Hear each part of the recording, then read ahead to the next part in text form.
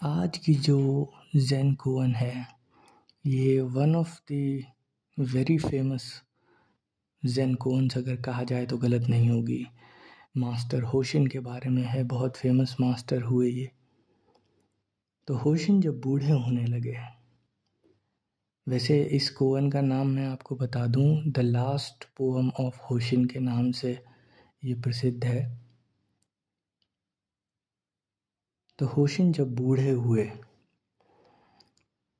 तो अपने शिष्यों के साथ बैठ के एक दिन कुछ बातें कर रहे थे। तो उन्होंने कहा कि आज मैं तुम लोगों को एक कहानी सुनाता हूँ जो कि मैंने अपनी जवानी के दिनों में जब मैं चाइना में था तो मैंने सुनी थी। कहानी ज़ेन मास्टर तोकुफू के बारे में है। तो कहानी कुछ ऐसे थी। तोकुफू अपने शिष्यों के साथ 25 दिसंबर की रात बैठे हुए थे। रात बहुत सुंदर थी। चांद तारों की तरफ देखते हुए उस सर्द रात में उन्होंने कहा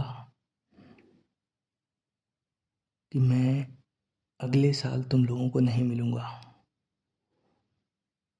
तो उनके शिष्यों ने मजाक में लिया बात को कि ऐसा क्यों कह रहे हैं, ये शायद ज़्यादा उम्र हो गई है इसलिए ऐसा बोल रहे होंगे। हंसी मजाक में बात उड़ गई।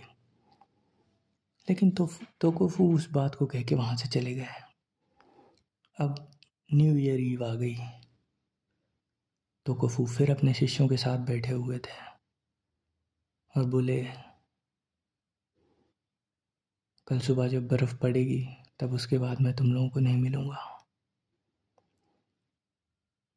तो उनके शिष्यों ने आसमान की तरफ देखा कि अरे आसमान तो एकदम साफ़ है, मौसम भी ठीक है, ऐसा तो लग नहीं रहा कि बर्फ़ पड़ेगी।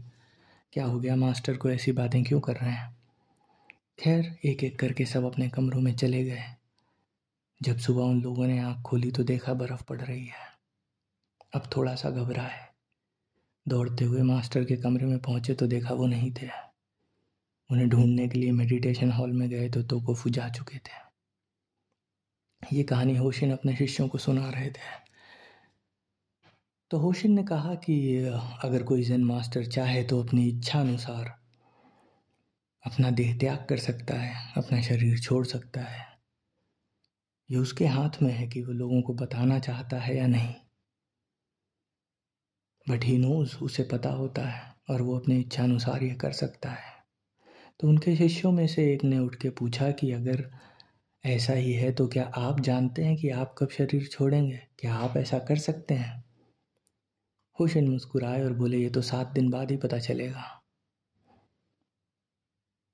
शिष्य थोड़ा सा तो घबराए, लेकिन उन्होंने सोचा कि अरे मास्टर ने शायद कोई जोक क्रैक किया है, क्योंकि जापानीज़ मास्टर होते भी ऐसे ही थे।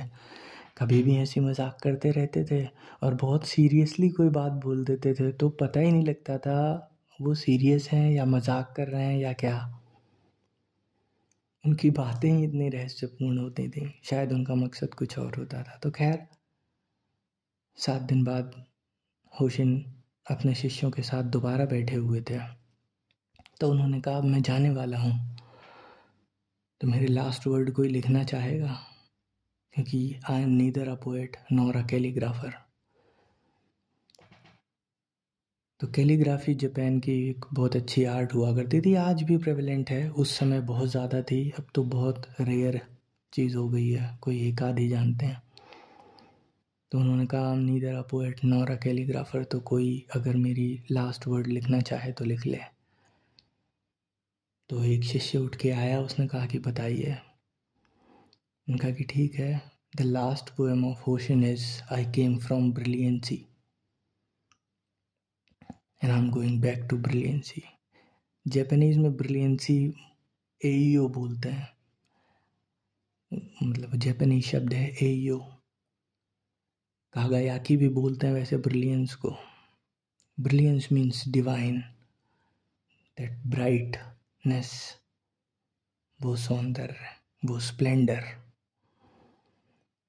जिसे हम परमात्मा कह लें या कोई भी नाम दे लें। होशिन ने कहा, I came from brilliancy and I am going back to brilliancy. मैं उसी शानदार से आया हूँ और उसी शानदार में वापस जा रहा हूँ। तो शिष्य बड़ा अचंभित हुआ। उसने कहा कि ये तो 3 ही लाइनें हुई। जापानीज़ में 3 लाइनें हुई होंगी, इंग्लिश में तो 2 ही समझ में आ रही हैं, लेकिन जापानीज़ में 3 लाइनें रही होंगी। और जनरली पोएम तो कम से कम 4 लाइनों की तो होनी चाहिए।